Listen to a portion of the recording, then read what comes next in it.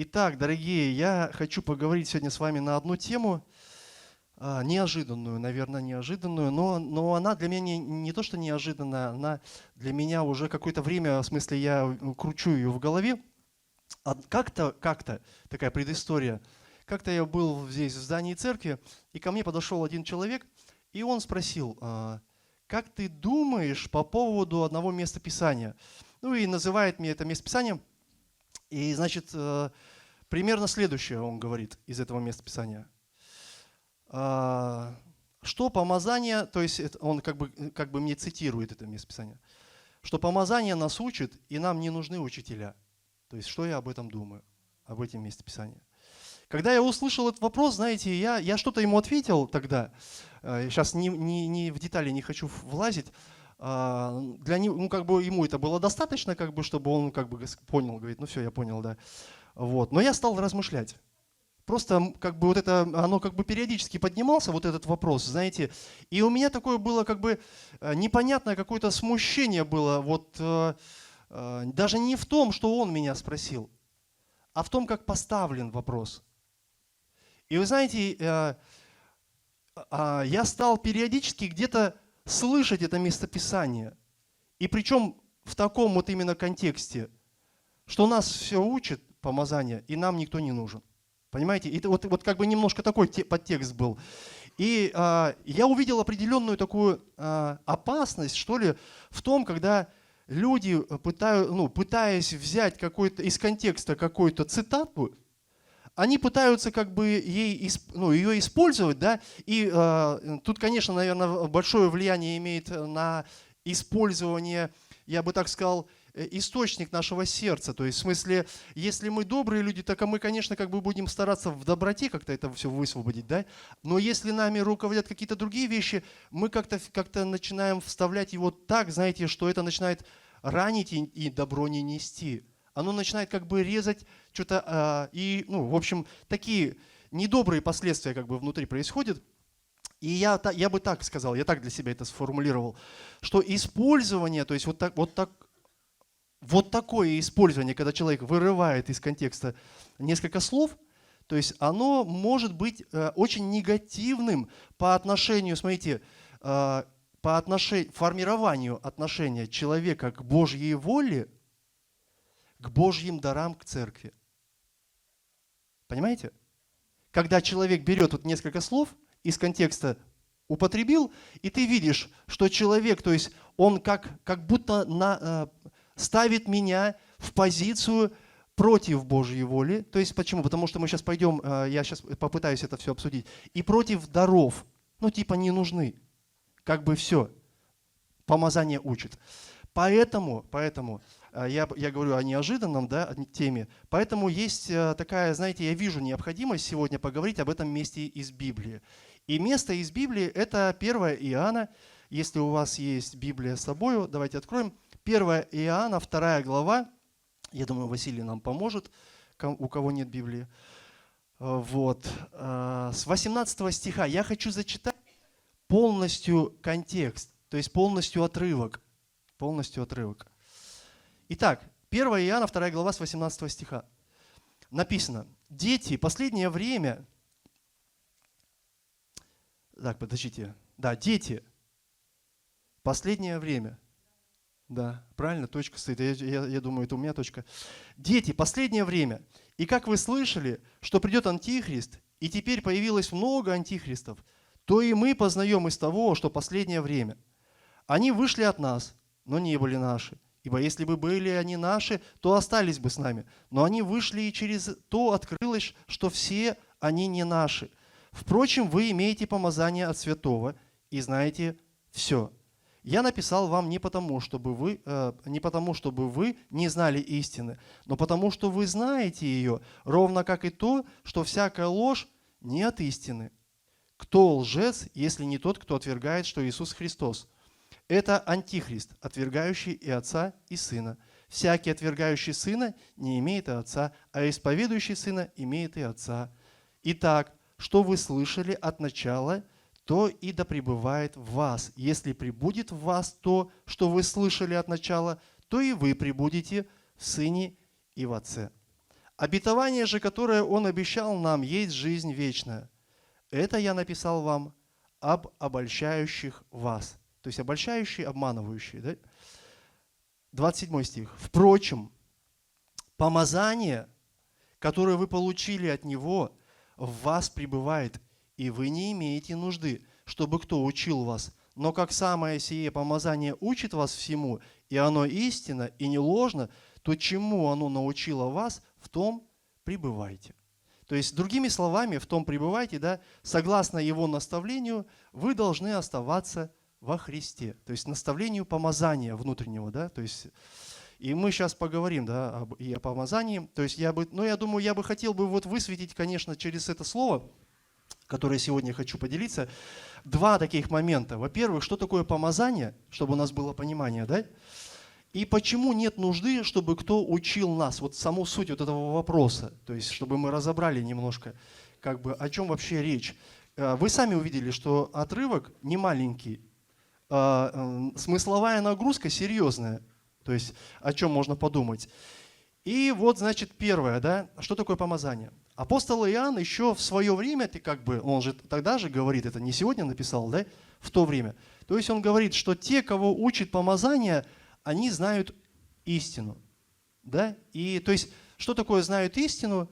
Ну, другими словами, могут отличить, где ложь, где истина. Они научены, да? Потому что помазание, Писание говорит, оно учит. И вот здесь, знаете, интересно просто, вот если в сегодняшнем, вот как бы и в соответствии с контекстом, да, и в сегодняшнее время, сегодня же мошенников-то много в мире. Вы же видите, да, слышите, как обрабатывают народ? Я где-то статистику прочитал за 23-й год, по-моему, или не за 20, или за месяц, даже январь. Короче, недавно где-то прочитал статистику. Просто я когда увидел сумму, на которую банки, короче, как бы высвободили деньги по желанию тех, кто потом был, оказывается, обманут, это не тысячи, не сотни тысяч и не миллионы. Это миллиарды. Миллиард там с чем-то. Вы представляете? То есть, да, только вот буквально недавно я прочитал, как обманули одного депутата на 6 миллионов. Да, и смотрите, мошенники, да, вот они же, вот те методы, которые у них были раньше, они же сейчас мало работают. Ну, работают, конечно, потому что природа-то людей не изменилась, да, но меньше, они совершенствуются. Инструменты совершенствуются, все. То есть они сейчас достигают гораздо большие уловы. То есть ловят больше. Если раньше за рубль рады были, то сегодня миллион для них не потолок. То есть они пытаются качать нефть, пока она качается. Да? И ладно, Бог с ними. В смысле, разберется.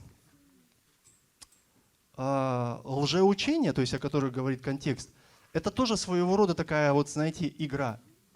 Когда люди, он говорит, я говорю об обольщающих вас, то есть когда люди тоже и со своей выгодой сеют вот такие вещи. Да? И смотрите, а к чему я это? К тому, что нам, то есть когда помазание говорит учит, нам нужно научиться сегодня, в это время, дорогие, благодаря Духу Святому, вот эти вещи просто отсекать. Различать и отсекать. Да? И здесь, смотрите, самое важное, вот здесь написано, что они вышли от нас, да, вот эти люди. Там самое важное, что нас даже отношения не должны как бы сводить к тому, что как-то неудобно, ну, отсекать. Но если ты чувствуешь, надо отсекать. Ну, вот, по крайней мере, эти разговоры. У меня был один человек, который всегда пытался как-то, знаете, какую-то вот, не скажу, что ересь, но пытался, знаете, вот как-то так вот преподнести что-то, не как учение Христово. То есть, я скажу так, просто какие-то вот просто мысли такие, что я для себя понял, что когда он так делает, он как настраивает меня против чего-то там, либо человека, либо какого-то взгляда, понимаете? Прям настраивает. И я понял, что мне надо пресекать такие разговоры. Не отношения, а разговоры. Почему? Потому что я чувствую, что меня куда-то склоняют, понимаете? Меня обрабатывают. Я это буквально чувствую. И я как бы раз вот эти вещи говорю, так, давай, все, вот эту тему закрываем. Это не мое. То есть я туда не хочу, мне это не нравится. И все. И потом как бы все, человек видит, что как бы не приклеишься там, и как бы нормально. И вот, апостол Павел говорит, то есть есть люди, то есть которых помазание учит, они знают истину, то есть могут отличить ложь от истины. И вот первый момент, да, о каком помазании идет речь вообще в Ветхом, в смысле в Новом Завете, говорит Иоанн, да? Для начала я хочу, смотрите, в Ветхом Завете помазание, оно определяло определенное избрание, потому что в Ветхом Завете слово «помазание» встречается гораздо чаще. В Новом Завете оно реже встречается, гораздо реже. И вот в Ветхом Завете, вы помните, да, помазание определяло что? Некое избрание, да, определение пророком, Богом, там, обществом. Да. Например, царя помазывали, да, священника помазывали, нового пророка помазывали. То есть, и когда вот это помазание происходило, то есть это был образ такой, что человек теперь как бы... Раньше же, смотрите, раньше люди Духа Святого не имели, потому что не рождены были свыше. Если Дух Святой приходил в жизнь каких-то конкретных людей, то это было вот буквально видно. Исполнился силы, раз там в жизни какой-то человек, и потом опять тишина какая-то, раз, потом тот, потом вот этот, как бы. Ну и, в общем, когда благословляли священников, пророков, царей, то есть людям, то есть это был образ, Дух Святой теперь с ним. Поэтому если ты, допустим, в то время, да, у тебя проблема, ты куда идешь? Ты идешь к царю. Почему? Он с ним Дух Святой, у него мудрость. Помните Соломона и двух мамочек ребенка пилить хотели? Помните? Ну, не они хотели пилить, в смысле Соломон предложил, да? По мудрости. Почему? С ним Бог был. И вот пророки, цари, священники, то есть это люди, с которыми был Бог. И это было, вот Дух Святой, помазание, это было образом, да, присутствия Святого Духа в жизни. А что Новый Завет говорит о нас? Ну тогда-то понятно. Раз там на сотню, может на 1000, как бы у кого-то там Дух Святой проявился, да. 2 Коринфянам, 1 глава, 21-22 стих хочу с вами зачитать. Писание говорит: «Утверждающий же нас с вами во Христе и помазавший нас есть Бог, который и запечатлел нас, и дал залог Духа в сердца наши». Итак, утверждающий же нас с вами во Христе и помазавший нас есть Бог, который дал залог, запечатал, да, и дал залог Духа в сердца наши. Итак, дорогие, для верующего сегодня помазание во Христе, да, причем для каждого верующего уже стало помазание во Христе, благодаря тому, что мы по вере рождаемся рождаемся в нового вот этого человека, да, возрождение происходит, да, то есть мы становимся людьми, которые имеют Духа Святого. То есть помазание – это присутствие в жизни Духа Святого. То есть и это определяет наше избрание в нем. Есть Дух Святой, значит, я точно избран. Если ты сомневался, если ты раньше сомневался, если есть Дух Святой, ты молишься, ты переживаешь водительство, ты точно избран. Точно избран. Поэтому рожденный от Бога становится детем Божьим и имеет Духа Святого. Галатам 4 глава, 6 стих, там есть такие слова. «А как вы сыны, то Бог послал в сердца ваши Духа Сына Своего». Все. Если вы дети, если вы уверовали, родились, да, в Господе, то Бог дал вам Духа Сына Своего. То есть это факт, он есть. Это факт. Вы знаете, я в церковь в свое время пришел, я еще даже не молился и Господа как бы не принимал в сердце, я даже не понимал, что его нужно как-то принять в сердце, да. Когда я это сделал, я потом понял, что Дух Святой не в тот момент меня здесь нашел, а Он меня там нашел, там, в другом городе, в другом регионе, и привел сюда. Это уже была Его работа. Но она была внешней, но когда я призвал Его здесь, она стала внутренней. Он дал в сердца Духа. Аминь. Поэтому вы сейчас как бы не внешне учитесь, а внутренне. Потому что Дух, Он внутри вас. Итак, Иоанна 14 глава. Иоанна 14 глава, 26 стих. Я хочу зачитать. «Зачем нам дан Дух Святой?» Ну, вот это помазание, если мы говорим о помазании, да? Для чего? Суть такова, чтобы мы были наставлены на истину. Это не просто, в смысле, помощник тебе, там, сварить суп, там, пойти на работу, проснуться, все-таки побороть себя, да, там, я не знаю, провести домашнюю группу, да, тебе сила нужна. Нет. Это гораздо больше, то есть мы должны быть наставлены на истину. А как мы живем уже, в смысле, как мы больше, меньше, там, кто там чем занимается, то есть это уже другие вещи. Самое главное, чтобы мы, смотрите, если Писание говорит, что Он говорит, не оставлю вас одних, да, то есть это буквально так, что если весь мир во тьме, а над нами воссиял Господь, то мы не будем ходить во тьме. Почему? Потому что мы будем знать истину.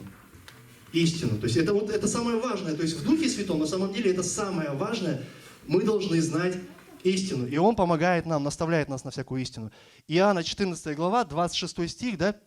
Утешитель же написано, Иисус говорит, Дух Святой, которого пошлет Отец во имя Мое, смотрите, научит вас всему и напомнит вам все, что Я говорил вам. Аминь. То есть суть помазания, суть вот этого Святого Духа, учить нас, направлять, в общем, менять, то есть, ну вот в свете слова, да, то есть помочь нам, то есть вот жить в этой истине. Аллилуйя. То есть вот для первый момент, то есть для чего помазание и что помазание, да, это Дух Святой, который должен нас научить в Иисусе Христе тому, собственно, что мы и узнаем в Нем. Да. А вот второй момент, это вот как раз вот самая такая главная мысль того, почему я хочу поделиться этим словом. Да. Смотрите, Иоанн, мы читали, да, 1 Иоанна, да, 2 глава, 27 стих, написал такие слова. «Помазание, которое вы получили от Него, оно в вас пребывает». То есть суть такова, что Дух Святой, Он есть в вас. Он пребывает, Он это признает, то есть Он видит, причем Он пишет церкви, да, Он говорит, оно в вас есть. Я это вижу, что это есть, да. В вас пребывает. И смотрите, и вы не имеете нужды, чтобы кто учил вас. И вот этот стих, да, он как бы такой немного, что здесь Иоанн приводить, вот именно в этом месте, вот как непонимание какое-то, что здесь Иоанн говорит, вроде бы как бы и нет нужды, чтобы кто учил вас. А с другой стороны, мы поворачиваемся, как бы вот смотрим давайте вот на наше собрание, да, и думаем, ну, если не нужны, тогда зачем они учат? Ну вот зачем я тут? Ну, если не нужны, да? Такой немножко как диссонанс такой. Нужны вообще ли учителя тогда, если смотреть на это местописание? Или все-таки они не нужны? Нужны или не нужны? Вот такие местописания, да, вот интересные есть. Вот. И если, смотрите, если рассмотреть контекст, да, а мы с вами его специально прочитали весь, то видно, что Иоанн не говорит здесь о том, что в церкви учителя не нужны. Да? У отрывка вообще другой смысл, то есть вообще другое направление мысли. Потому что вот он же тоже пишет послание, Иоанн. Тогда вот такая мысль, да? Какой смысл тогда Иоанну писать послание, если и учить чему-то, да, церковь, если учителя не нужны? То есть само послание, оно вообще не имеет тогда актуальности. Зачем писать, если ты сам говоришь, никто не нужен? Дух Святой типа научит всему. Не надо ничего никому писать, да? Но он пишет и, казалось бы, противоречит, да? Но все-таки он пишет, а мы же не должны думать, что Иоанн был такой старый человек, который уже как бы потерял рассудок, да? Мы же не думаем об этом. Это же апостол Иоанн, да? Поэтому, дорогие, казалось бы, зачем писать, если учителя не нужны? Не нужны. И вот я хотел бы с вами пройтись вот немножко по стихам, вот, чтобы узнать вообще, что Слово говорит об учителях. Об учителях. И вот смотрите, первое, что сразу кидается в глаза, когда ты начинаешь размышлять об учительстве в Библии, да? Смотрите, я про Новый Завет говорю сейчас. Матфея, слова Иисуса Христа. Матфея, 28 глава, если вы откроете, с 19 по 20 стих. И Иисус говорит такие слова. «Итак, идите, научите все народы, крестя их во имя Отца и Сына и Святого Духа». Смотрите, уча их соблюдать все, что я повелел вам. Это не просто, знаете, вот как, я бы так сказал, провел евангелизацию и сказал, ну, аллилуйя, теперь вы все научены будете, идите, сами там доходите, сами там догоняйте что-то. То есть, понимаете? Нет, он говорит, Иисус, уча их соблюдать. То есть, здесь смысл примерно следующий. Задержитесь там, где вы провели евангелизацию, и поработайте с новой вот этой церковью, чтобы они могли как бы войти в какую-то, скажем так, ну, в начатки хотя бы, да, чтобы могли. Потом же, помните, он однажды как-то через служителей пресвитеров послал поставить везде. То есть, почему? Это важно, важная деталь. То есть, люди не должны остаться сами по себе, да. И здесь Иисус говорит, что учить нужно всех, кто верует. А кто уверовал? Ну, обычно это же младенец, ты же не можешь зрелым сразу христианином уверовать. То есть это младенцы. Да? И вот младенцам всегда, вот почему мы в школу ведем людей не в 40 лет, детей своих, да, до 40 лет сидели дома, играли в машинки, а потом в 40 лет повели в школу с 1 класса. В детстве их ведем. Почему? Их в детстве нужно учить, назидать. То есть, и потом, когда они вырастают, они уже должны плод приносить, пользу приносить, понимаете, а не учиться. То есть, ну, как бы, как в смысле, как продолжать или начинать, то есть, то, что нужно было сделать давно. Поэтому младенцы, они должны быть научены, Иисус говорит, да? И Богу недостаточно, чтобы мы просто узнали о Боге. Богу, Бог хочет, чтобы мы были научены. Поэтому Иисус говорит, идите, научите. Да? Ну, это первое место Писания. Второе место Писания, это Евреям 5 глава, 12 стих. Здесь написано, «Ибо, судя по времени, вам надлежало быть учителями, но вас снова нужно учить первым началом Слова Божия, и для вас нужно молоко, а не твердая пища». О чем здесь написано? Смотрите, автор послания, да, я говорю автор, потому что на самом деле сегодня не доказано, что это послание апостола Павла, как бы, но суть-то и не в этом вообще на самом деле. Суть в том, что она в каноне, то есть и она несет богодухновенность определенную. Так вот, автор послания говорит, смотрите, о неком духовном возрастании, которое к чему приводит? Смотрите, если мы смотрим на стих, оно приводит человека к тому, что человек, чему-то научившись, сам становится учителем. Понимаете? То есть, если его учили, то и он должен учить. То есть, вот вы поймите мысль просто, к чему я веду. Если Иисус говорит, надо учить, потом ты учишься, потом ты возрастаешь, и ты становишься учителем. И учитель, оно уже как-то не звучит в смысле, как нечто ненужное, да? Понимаете? Ефесянам 4 глава, 11-12 стих. Написано, «И Бог поставил одних апостолами, других пророками, иных евангелистами, иных пастырями и учителями к совершению святых на дело служения для созидания тела Христова». Итак, учителя, дорогие, учителя, они нужны, и их поднимает Бог. Их поднимает Бог для созидания, смотрите, святых вообще в церкви. Созидание. И в Писании написано, смотрите, не просто люди учатся годами, да, а на дело служения. То есть люди учатся, чтобы служить Господу. Это принцип. Это в смысле, это из детства в зрелость. Это, знаете, вот это примерно так, как если мы сегодня вкладываемся в своего сына, к примеру, да, и мы не рассчитываем, что он будет зрелым и потом будет приносить пользу обществу там, или церкви, или еще кому-то, ну, мы тогда воспитываем непонятно что. Вы понимаете? Почему? Потому что он тогда останется нашим ребенком, о котором мы продолжаем заботиться. Не работаешь, да не работай. Пользу не приносишь, да и ладно. Вывезут. Мы тебя вывезем, пока живые. То есть, ну, вы поймите, да, здравость, она когда ты отсюда ведешь все-таки в какую-то зрелость ребенка, помогаешь ему возрастать вот как взрослому, что ли, чтобы ответственность мог брать, чтобы верным быть, да, чтобы примером был, то есть там для своих детей, там, я не знаю, там еще чего-то. Ну, в общем, как говорится, из славы в славу, все выше и выше, да. Так вот, на дело служения, смотрите.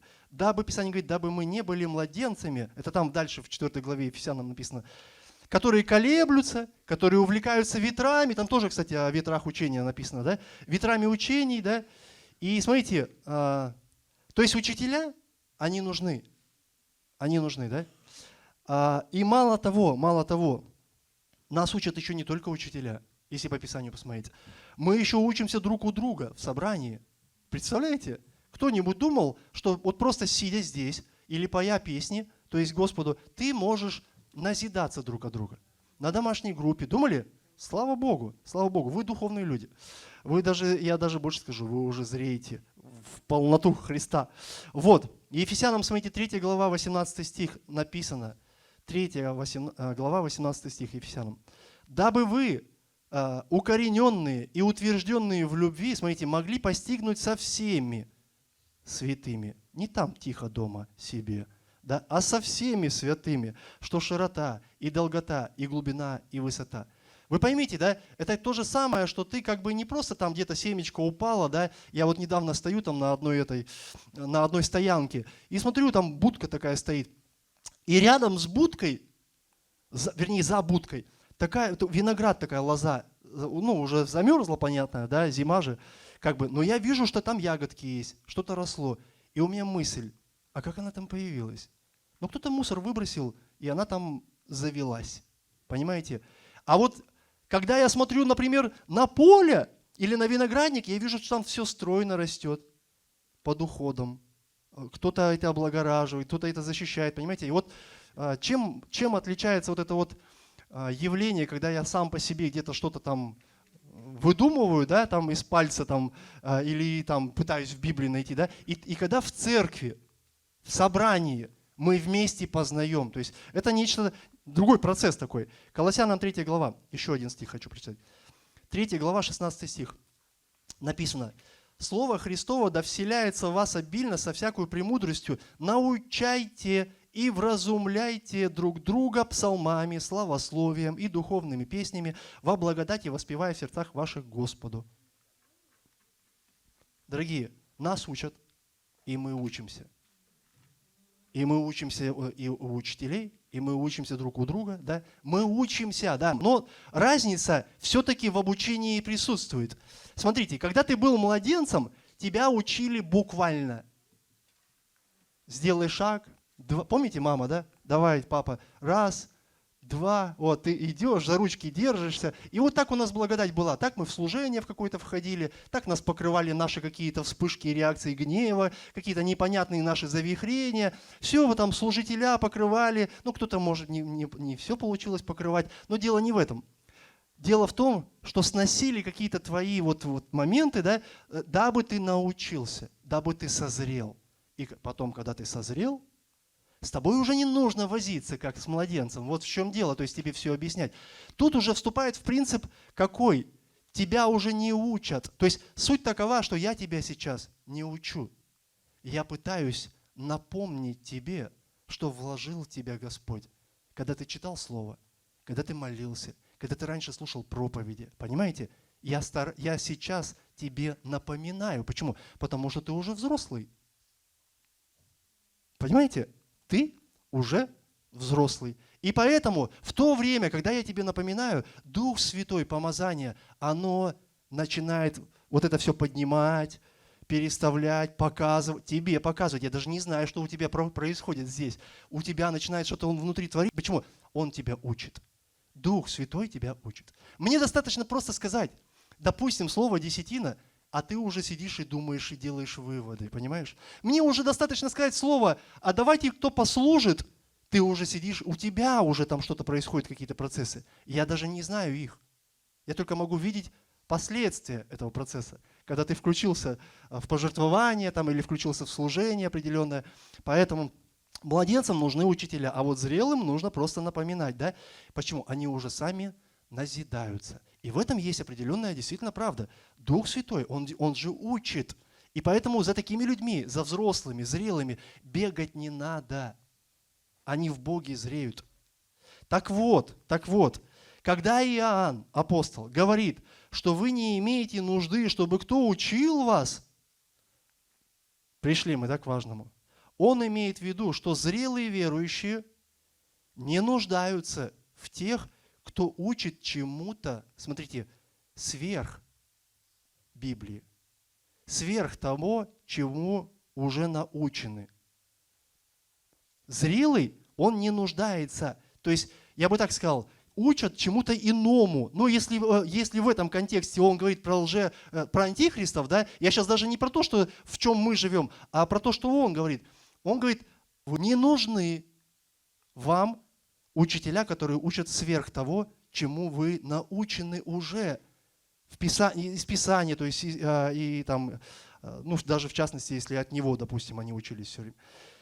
Смотрите, Галатам 1 глава, 6-7 стих, есть такое местописание. Я про то, что учат чему-то иному. То есть не тому, чему вас учили, а что-то другое как бы пытаются. Да?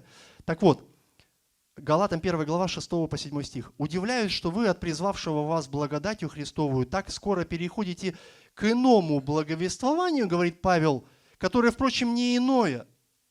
И я бы так сказал, которое, впрочем, и не благовествование, а только есть люди, смущающие вас и желающие превратить, то есть исказить благовествование Христова.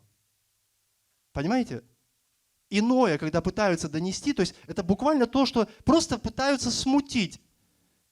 Вот смотрите, чем занимался змей в саду с Евой?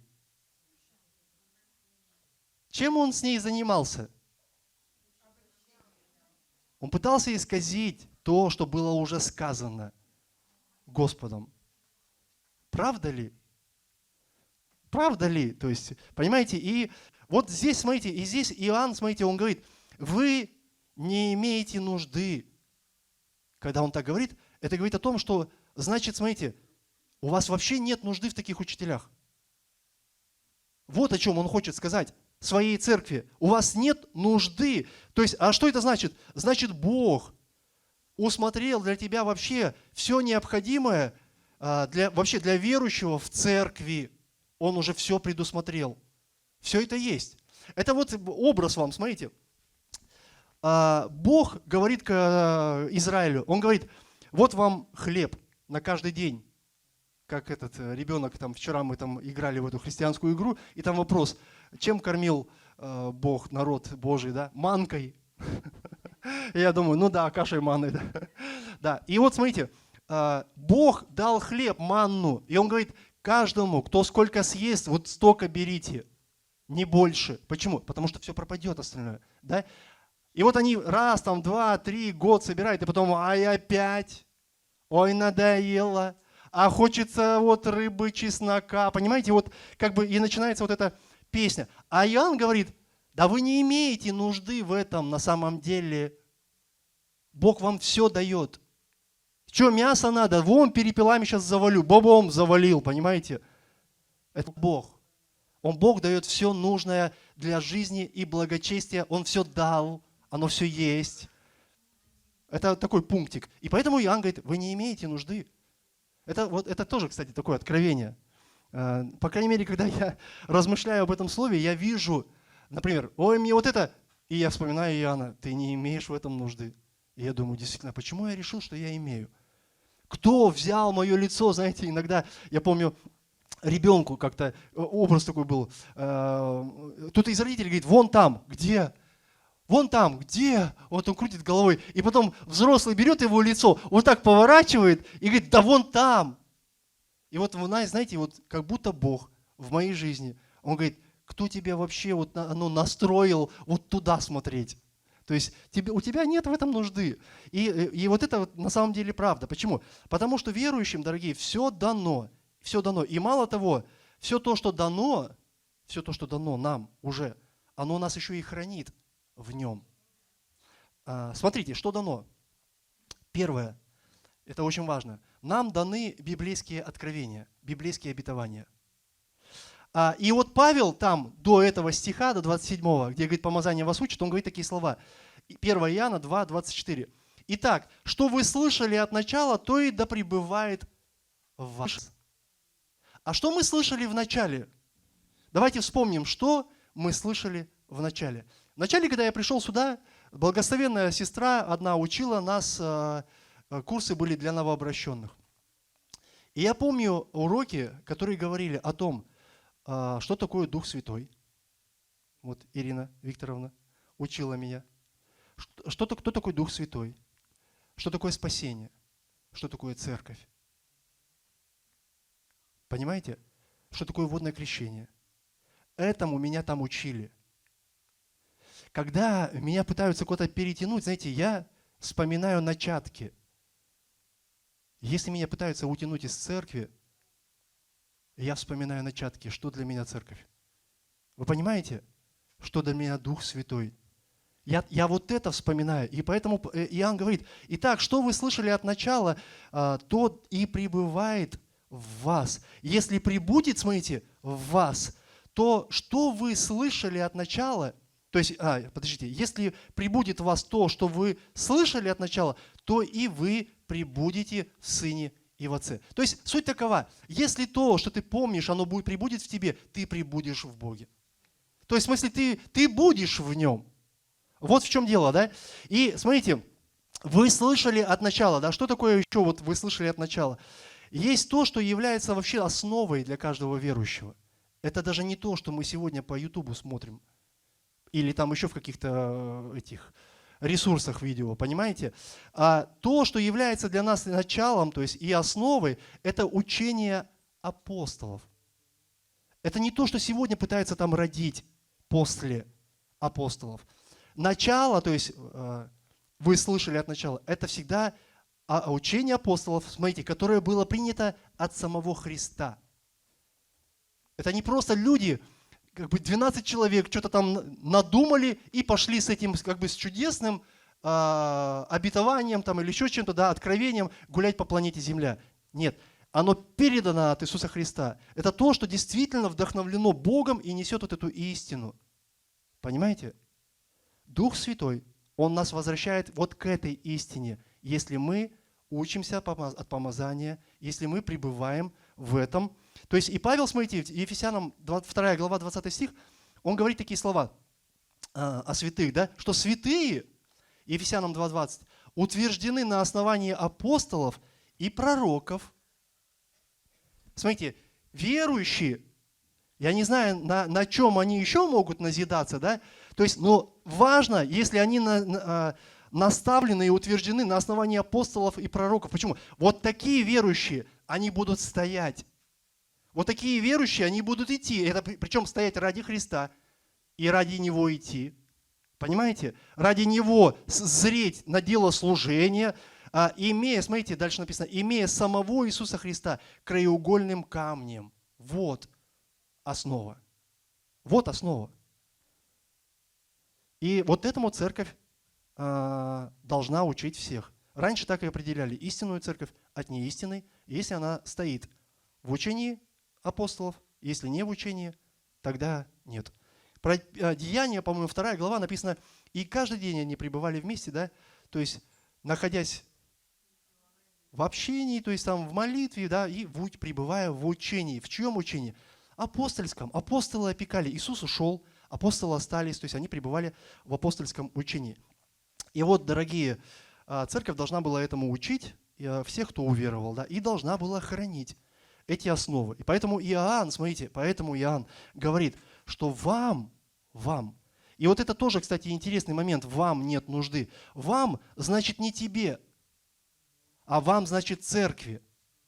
Понимаете? Потому что послание, дорогие, вот на самом деле, оно не лично к тебе. Послание, оно написано к церкви, и у нас вообще не должно быть индивидуального понимания в чем-то, как будто мы имеем какую-то абсолютную истину. Индивидуально я получил, а все нет, да? Почему? Потому что на самом деле есть такое выражение, да, обольстился, да? прелесть, еще есть такое выражение, то есть в православии, да, прельстился, да, то есть это как раз то, что типа ты получил что-то, что никто не имеет, то есть, и вот знаете, самое интересное, когда Павел говорит, вам нет нужды, он буквально показывает, твое индивидуальное мнение, оно, если оно вразрез идет со всей церковью, оно не значит ничего. Почему? Потому что важную роль играет все-таки в контексте церкви. Что церковь думает об этом. То есть это нужно, даже если, например, просто, я помню, как-то мы были в одном общении, у нас было несколько человек, человек 5, наверное, было где-то, и один, значит, начал делиться своими откровениями. И так пришпорил, знаете, что прям аж как-то жутковато стало. Вот, в смысле, когда я стал анализировать, куда это может привести. И там один поделился, ты что-то, говорит, как-то подожди, давай там места Писания. А он, как бы, знаете, пытается вот буксовать вот чисто на своем, вот в одном месте Писания каком-то, да. Вот я молился, мне Бог открыл. И знаете, мы там туда-сюда, там что-то вот дискутировали. И я ему потом говорю, ты вообще, ты поделился с кем-нибудь вот своим откровением? Кто у тебя? Есть лидер какой-то? Есть у тебя наставник? Ты поделись с ним хотя бы, просто пообщайся. Но если есть у человека какой-то доступ к тебе, к твоей крепости этой, да, то есть, чтобы ты мог открыть ему это. И он бы мог тебя скорректировать в этом. Почему? Потому что ты реально увлекся. Слушая тебя, то есть это у нас у всех это не влазит в голову. И вот здесь вот такой важный момент, что все-таки мы не должны игнорировать мнение церкви. То есть по какому-то своему откровению. Это тоже важно. Потому мы, дорогие, руководствуясь в жизни духовно, чтобы поступить, мы не берем основу в откровениях каких-то людей. Основу в откровениях каких-то людей, да, которые что-то как бы там что-то где-то получили, и они как бы вот это вот продавливают, проталкивают. Да. Мы берем только Слово Божье, которая учит нас соблюдать то, что повелел Иисус Христос. Понимаете? 1 Коринфянам, 4 глава, 6 стих. Апостол Павел говорит такие слова. Назидая церковь в Коринфах, он говорит, и я это взял из контекста, но если вы заглянете туда, почитаете это, в принципе, цитата эта, она универсальна. То есть она не то, чтобы как бы такая, знаете, я ее чисто так нагло использовал. Там есть такое выражение, Павел использует тоже цитату откуда-то, то есть из каких-то источников, пока не могут доказать из каких, но это Павел использует. Поэтому, когда я цитирую Павла, я не боюсь, что я что-то выдумал. Да? И вот написано, 1 глава, 4 стих, 4 глава, 6 стих, там написаны такие слова, чтобы вы научились от нас, то есть от кого? От Павла, Аполлоса, то есть проповедников, да? Не мудрствовать сверх того, что написано. То есть есть слово, вот это написано. Мудрствовать не надо. То есть увлекаться, улетать не надо. Что еще нам дано? Что еще нам дано? То, что там, я говорю, что Бог нам дал все, что нужно, да, и это нас еще и хранит, да. Дан Дух Святой. Дух Святой, о котором мы уже немножко сказали, да. Смотрите, чтобы мы были, да, мы уже говорили, наставлены на всякую истину. И вот Иоанна 16 глава, 13 стих написано, «Когда же придет Он, Дух истины, то наставит вас на всякую истину». На всякую, то есть, смотрите, есть еще одно место Писания, там тоже, по-моему, в 1 Коринфянах, да, «Духовный судит обо всем». То есть суть такова, что на всякую истину, это, конечно же, не на всякую, но в смысле, как вот один брат у нас сказал, что ты там можешь думать, там, допустим, я сейчас не помню, какой пример у него был, типа там квантовую там физику, там, типа об этом можешь судить. Нет, да мы не говорим о науках сейчас, мы говорим просто по жизни, духовно руководствоваться. Вот о чем, да? То есть, поэтому на всякую истину, чтобы духовно руководствоваться, ты можешь быть наставлен. И смотрите, какой истине учит нас Дух Святой вообще? Чтобы мы тоже имели понимание, да, чему нас учит Дух Святой прежде всего. И в первую очередь это связано с твоим характером. Дух Святой, Он не сможет тебя повести дальше, если ты не будешь меняться в характере. Понимаете? То есть мы можем говорить, я хочу быть миссионером, я хочу быть это, я хочу туда, я хочу сюда. Если у тебя нет характера, в смысле, если ты не меняешься, если ты не приобретаешь характер Христа, ты не станешь этим. Понимаете? Потому что нужно иметь определенный характер. И вот Дух Святой, Он помогает взращивать, по сути, плод Духа внутри нас, да, о чем говорит Галатам 5 глава, с 22 по 23 стих. Плод же Духа, любовь, радость, то есть мир, долготерпение. Вот эти качества Бог пытается через Духа Святого в нас развить, да? И задача Его, Духа, прежде всего, помочь нам стать теми, кто отражает природу Христа. И научите всему тому, что я говорил вам. Понимаете, жить как Христос. Научите, да? И поэтому, естественно, как Писание нам говорит, что от славы в славу с помощью Духа Божьего мы меняемся. В образ чей? Христа, да. И это непростой процесс на самом деле. Я тут недавно нашел диск дома со своими старыми записями до церкви. Жуть. Я показал своей жене, и я говорю, смотри, какой я был. Ну, конечно, я был не сильно испорченный, я сам это понял, да, потому что были люди гораздо испорченнее меня рядом. Да, я даже как-то уже, наверное, в то время уже начинал с головой потихоньку дружить, ну, по крайней мере, встречаться с ней и какие-то вещи решать уже.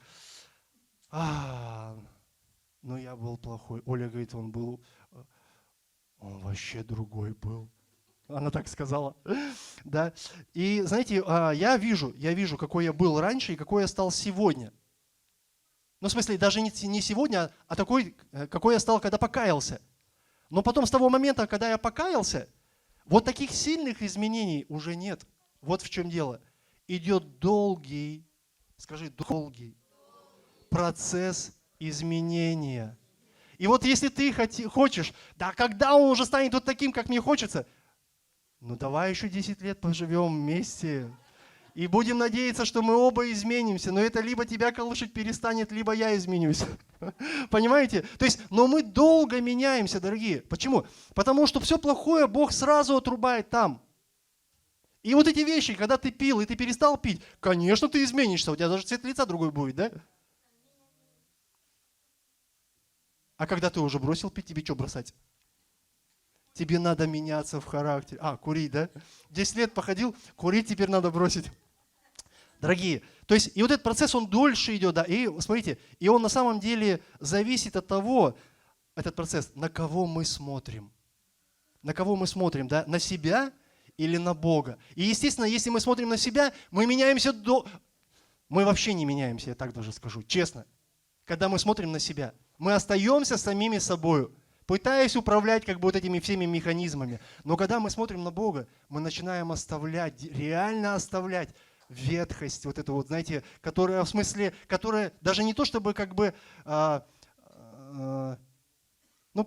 которая пытается, знаете, проявиться, в смысле, пытается где-то вот пролезть, как бы, знаете, иногда вот тот вот сидел, помню, в шалаше, солнце поднимается, раз лучик, я думаю, там дырка.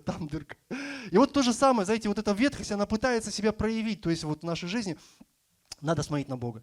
Надо смотреть на Бога. И смотрите, помазание, когда учит помазание, оно как бы говорит в нашу жизнь, да, и вот здесь важно понять, кто говорит мне, Дух меня учит, или это я себе говорю откровения.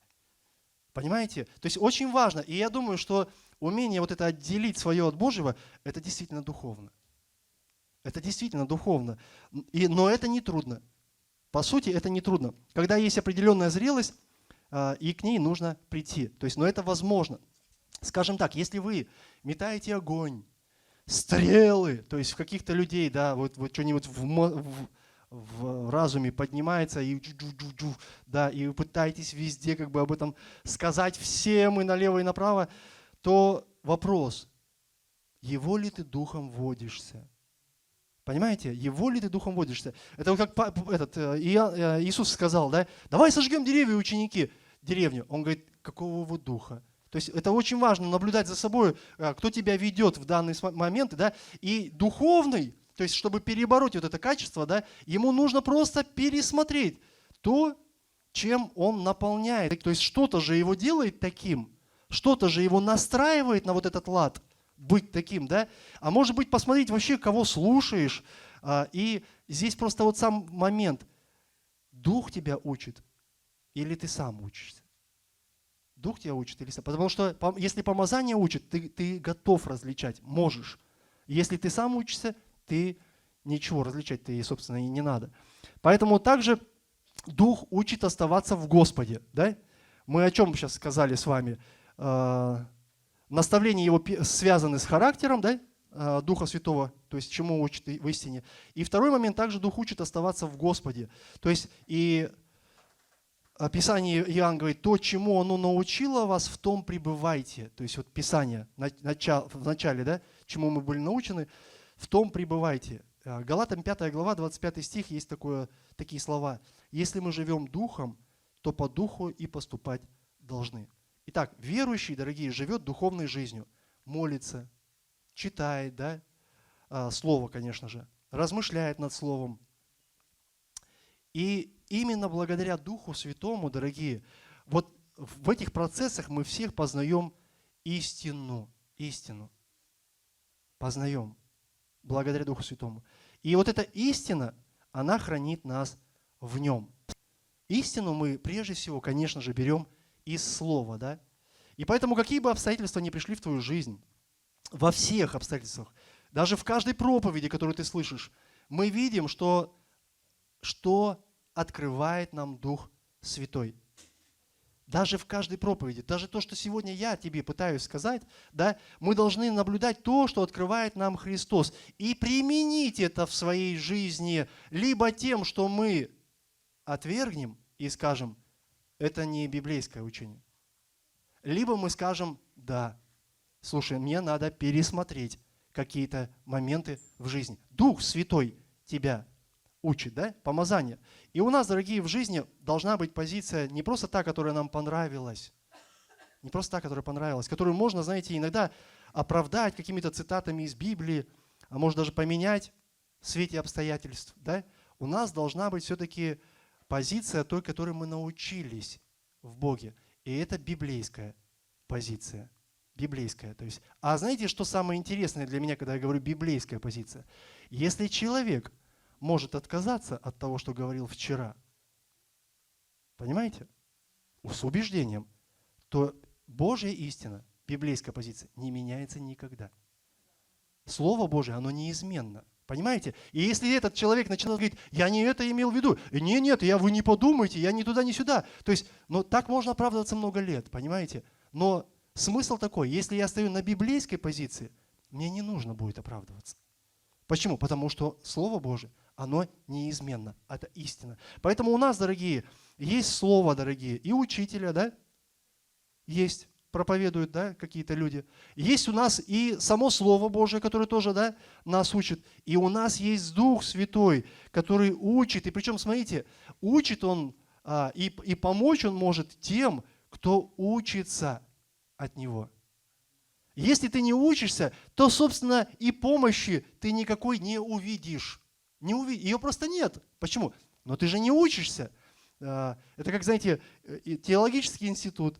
Если ты не ходишь, не посещаешь, в смысле, не разбираешь темы, не пребываешь вот в этом разборе слова, да, то и знаний у тебя никаких нет.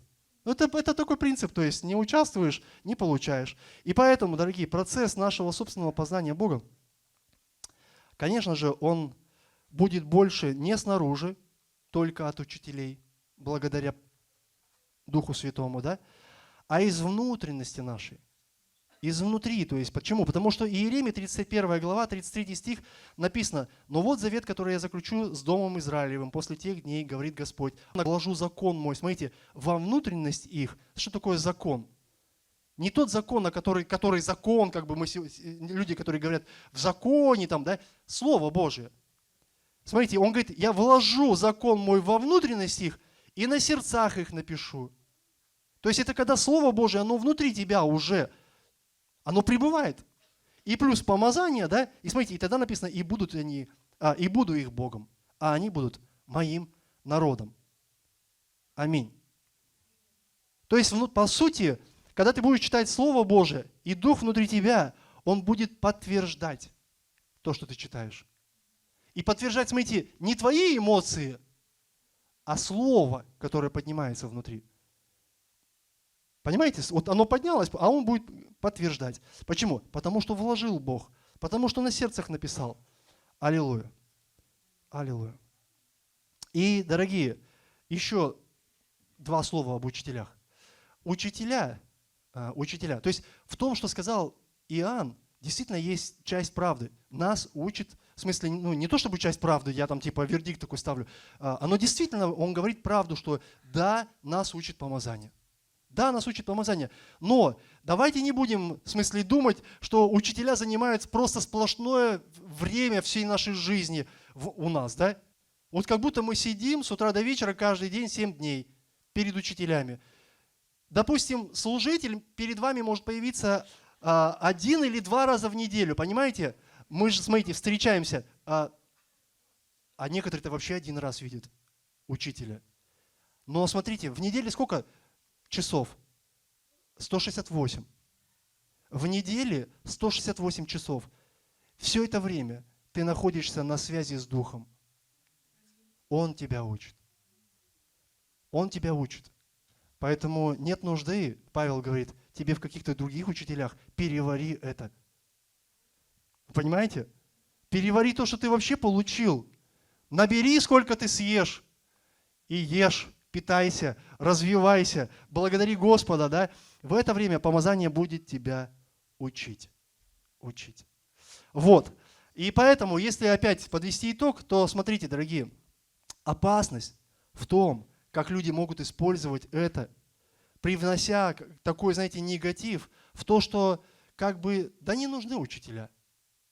Да и как бы тогда и в церковь, собственно, ходить тоже незачем. Понимаете? Контекст, всегда помните, контекст говорит как раз о тех, кто смущает. Кто смущает. Кто такие речи говорит. Аллилуйя. Аллилуйя. За Слово Божие. Аллилуйя. Давайте встанем, помолимся. Я не знаю, было ли вам это полезно, но я думаю, что да, кому-то это было. Да, кому-то это, наверное, было нужно. Помолимся. Дорогой Господь, я благодарю Тебя, Боже, вообще за милость Твою, Боже, Отец, в которой Ты, Боже, прежде того, когда мы даже стали иметь возможность пребывать в Слове, Господь, Ты дал нам Духа Святого. И Он уже обратил наш взор на Тебя, и Он уже нас привел к Тебе, Господь. И Он уже сотворил вот это, Господи, вот эту метаною, Господи, когда мы стали потихоньку отворачиваться, Господи, от той жизни, с которой мы жили, Боже, Отец. И это все сотворил Дух Святой. Он учил уже тогда, Господь. Он начинал свою эту работу внутри нас, Господи, меняя наше мышление, меняя, Господи, наше посвящение, Боже, потому что мы были действительно посвящены всему мертвому, Господь. Но Ты обратил нас от мертвых дел, повернул к себе, Господь, Своим Духом, и я благодарен, Господи, что Ты, Боже, открываешься, Господи, до сих пор, Боже, открываешься нам, Господь, Боже, через Духа Своего Святого, Боже. Я молю Тебя о том, чтобы и мы были открыты для Тебя, открыты для Твоего водительства, Господь, открыты, Боже, для какой-то корректировки, Господь, открыты, Боже, для какого-то назидания, Боже, во имя Иисуса Христа, для Твоего руководства, Боже, Твоего наставления, Господь. Дай нам быть всегда открытыми для Тебя, чтобы Ты мог совершить, как Павел говорит, не угашайте Духа. Дух, Он хочет что-то совершить, Он хочет вывести тебя в новый, Боже, какой-то период, Боже, твоей жизни, какой-то новый, Боже, отрезок, Боже, и мне нужно не угашать. Почему? Потому что Дух, Он хочет созидать, продолжать меня, вести меня, Господь, во имя Иисуса Христа. Поэтому, Боже, я молю Тебя, Господи, чтобы то, что мы получаем в Тебе, Господь, это нас и сохранило, Господь, в Тебе. Аллилуйя, Боже. И чтобы никто не смутил, Боже. И мы остались в Твоем, пребывали в Твоем, Господь, во имя Иисуса Христа. Слава Тебе, Бог наш, и честь. Аминь.